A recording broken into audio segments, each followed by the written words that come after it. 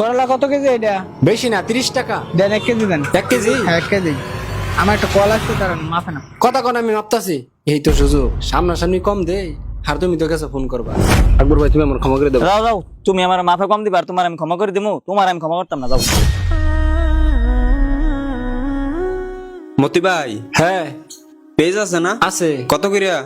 Page 50। দেন 1 KG দেন। 1 KG দিম না আরো বেশি? না 1 কেজি, বেশি লাগতো না, দেন। হ্যাঁ তোমার তো 1 কেজি দিতাছি। সিস্টেমে কমপক্ষে 200 গ্রাম কমাই দিম। আমার ব্যবসার লাভের সূত্রই তো এটা। ধরে নেও, কিছু লাগলে আবার আইও যায়। আচ্ছা ঠিক আছে। করলা কত কেজি এটা? বেশি না, 30 টাকা দেন 1 কেজি দেন। 1 কেজি। হ্যাঁ 1 কেজি। আমার একটা কল আসছে, তার মাফে না। কথা কোন আমি মাপতাছি। এই তো সুযোগ, সামনাসামনি কম দে। আর তুমি তো কাছে ফোন করবা। কমপক্ষে হাফ কেজি কম দিবা। মাপছেন? হ্যাঁ মাপছি। হ্যাঁ দেন। ধরেন। মতি ভাই, হ্যাঁ ভাই। কাঁচামরিচ দিচ্ছি 1 কেজি। দেওয়ার টেহা পরে দিয়ে যায় নাকি? পরে দিবা? হ্যাঁ পরে দেই। আচ্ছা পরে দিই। আচ্ছা। আসসালামু আলাইকুম মতি ভাই। ওয়ালাইকুম সালাম। একটা ইলশা দিনছে বড় দীক্ষা, পোলানে ইলশা খাবার চাইছে।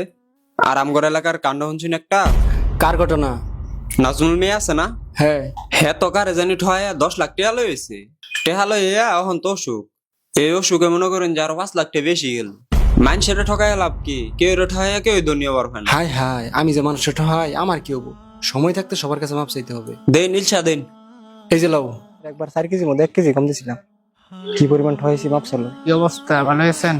আর রবি ভাই, বাইরে ভাই আপনারা কি করবেন যে আমি খুঁজছি রে ভাই। আপনি কই গেছিলেন ভাই? আমি আপনার কোনো জায়গায় পাইতেছি না ভাই। আপনার বাড়ি পর্যন্ত গেছিলাম আমি কি ভাই। হয়েছে ভাই? আন্যগর ভাই সবাই আমি ওজনও কম দিতাম ভাই, আপনার ঘরে ঠহাইছি রে ভাই। আমি সবার কাছে ক্ষমা চাইছি ভাই, আপনি আমার ক্ষমা করে দেন ভাই। ভাই মানছে কি বলবো, এসব কি বল? ভাই মানছি যেটা মধ্যে ভাই, আপনি আমার ক্ষমা করে দেন ভাই, আপনি ভুল করছেন। আপনি আমার থেকে ক্ষমা চাইছেন, আমি খুশি হয়েছি। আমি আপনার ব্যবহার মুগ্ধ ক্ষমা করে দিচ্ছি আপনার। হ্যাঁ সত্যি তোমার আমি ক্ষমা করে দিচ্ছি, যাও। সবার কাছে আমি ক্ষমা চাইছি ভাই, আপনি আমার ক্ষমা করে দেন ভাই। না না, তুমি আমার ওজন কম দিছো, তোমার আমি ক্ষমা করবো, তোমার আমি ক্ষমা করা হইতাম না। ভাই ক্ষমা করে দেন ভাই, আপনি যদি ক্ষমা না করেন ভাই, তাহলে কিন্তু আমার কিয়ামতের দিন ভয়াবহ অবস্থা হবে। আকবর ভাই তুমি আমার ক্ষমা করে দেবো। যাও যাও, তুমি আমার মাফে কম দিবা আর তোমার আমি ক্ষমা করে দিমু, তোমার আমি ক্ষমা করতাম না, যাও। আকবর ভাই তুমি আমার ক্ষমা করলা না? না না, আমি ক্ষমা করতাম না, যাও।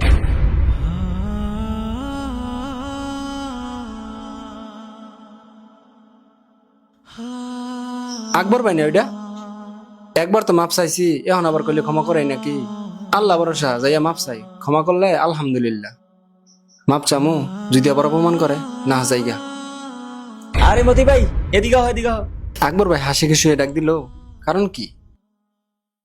বহ, চা খাও, আরেকটা চা দেও। তো মতি ভাই, তোমার মন খারাপ কে? তোমার ব্যবসায় কি লস টস খাইছো? লস খাই নাই। তাহলে তোমার মন খারাপ কে? আকবর ভাই, তোমার কাছে আমি 2বার ক্ষমা চাইলাম, তুমি আমার ক্ষমা করলা না ভাই, এই জন্য আমার মনটা খারাপ। হ্যাঁ রে মতি মিয়া, তুমি যেদিন সবার কাছে ক্ষমা চাইতে গেছিলা, এই বিষয়টা আমার কাছে খুব ভালো লাগছে। এটা শুন নাই, তোমার আমি ক্ষমা করে দিছি। আর তারপর যে তোমার আমি বলছি ক্ষমা করতাম না, এটা তোমার আমি কে লেগে কইছি জানো? কে লিগা?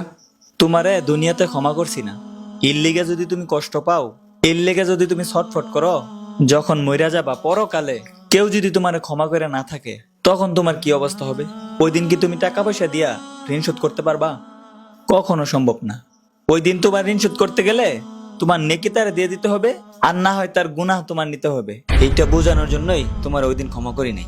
আর মতি মিয়া, তুমি কষ্ট পাও না, তোমার আমি মন থেকে ক্ষমা করে দিছি। আলহামদুলিল্লাহ। আর আমাদের নবীজি কি কইছে জানো? সৎ ব্যবসায়ী আর আমানতদার ব্যক্তি কিয়ামতের দিন রাসূল সাল্লাল্লাহু আলাইহি সাল্লামের সাথে থাকবে, সুবহানাল্লাহ। আবার শহীদও তার সাথে থাকবে। চিন্তা করো, একজন সৎ ব্যবসায়ীকে কত মর্যাদা দেওয়া হয়েছে।